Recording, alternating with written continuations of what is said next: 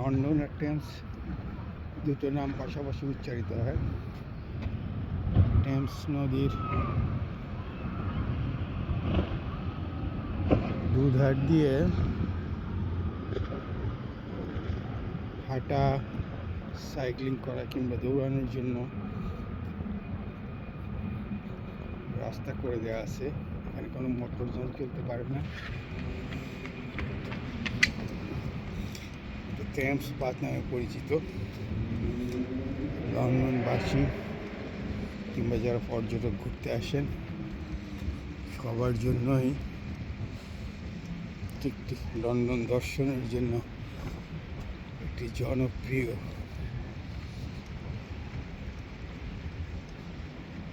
রাস্তা। উত্তর দক্ষিণ দুপারেই এরকম সড়ক করে দেওয়া আছে। টেমস যেভাবে চলেছে তার পাশাপাশি রেল লাইনের মতো সমান্তরাল দুধারের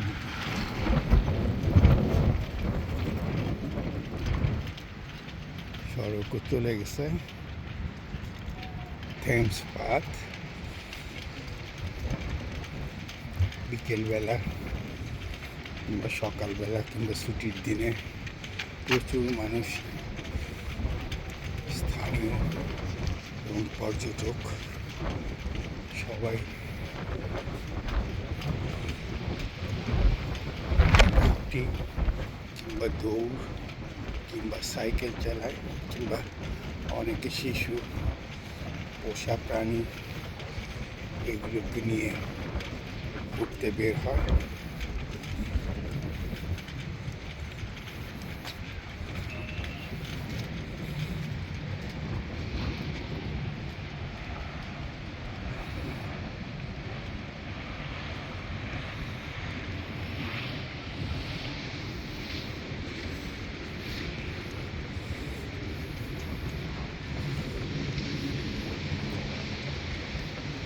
লন্ডনের আভ্যন্তরীণ যোগাযোগ ব্যবস্থা খুব সুন্দর। পাতাল রেল, উড়াল রেল এগুলোর পাশাপাশি বাস তো আছেই, লন্ডন বাস খ্যাতি। আবার এই টেমস নদীর বিভিন্ন জায়গা থেকে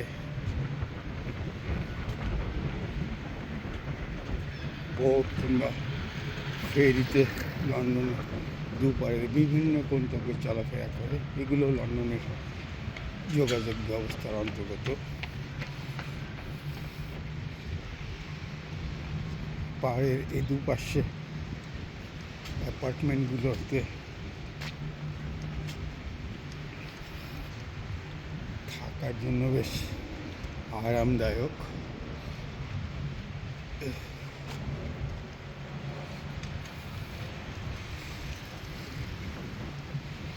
আমি যেখানে হাঁটছি এটা আইল অফ ডগস বলা হয়। এগুলি একসময় ডগ ছিল, সেই জায়গাগুলোতে সংস্কার করে লন্ডনের শুধু নয় পৃথিবীর সবচেয়ে আকর্ষণীয় বিজনেস ডিস্ট্রিক্ট, বহুজাতিক কোম্পানিগুলোর অফিস যেখানে আছে। লন্ডনের দুটি বাণিজ্যিক এলাকা বা অফিস পাড়ার একটি সেই ক্যানারি ওয়ার্ফ গড়ে তোলা হয়েছে। আর ক্যানারি ওয়ার্ফের আশেপাশে বসবাসের জন্য নানান ধরনের অ্যাপার্টমেন্ট রয়েছে। অ্যাপার্টমেন্টগুলো সম্ভবত কিছু নগর কর্তৃপক্ষের, মনে হয় নগর কর্তৃপক্ষের, বেশিরভাগই যারা চাকরি বাকরি করেন, ক্যানারি ওয়ার্ফের অফিসগুলোতে যারা চাকরি করেন তারা পৃথিবীর সবচেয়ে বেশি বেতনধারীদের অন্যতম। নিউ ইয়র্কের ওয়াল স্ট্রিটের সমসাময়িক আমি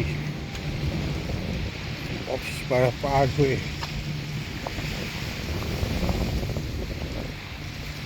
ক্যানারি অফের পাশের আবাসিক এলাকায় হাঁটছি। সাধারণত সপ্তাহান্ত লন্ডনে থাকলে টেমসের পাড়ে হাঁটাহাঁটি করি, অন্য সময় রিজেন্টস ক্যানেল ধরে হাঁটাহাঁটি করি। লন্ডনে গত 2 দিন থেকে বেশ রোদ উজ্জ্বল, টেম্পারেচারও 24-25 এরকম। টেমসের পাড়ে বাতাসের কারণে বেশ আরামদায়ক অনুভূত হয়।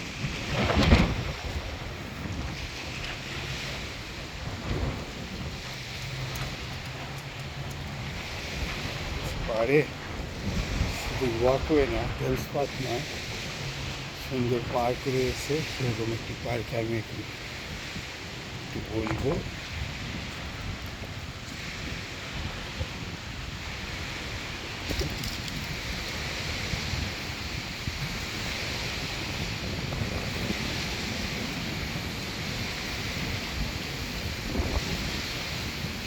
শুক্রবার বিকেল, উইকেন্ড শুরু, লোকজন অনেকটা পার্টি মোডে রয়েছে। পরিবার পরিজন নিয়ে অনেকেই পার্কে বসে গিয়েছে। আমিও যাই, একটু বসি।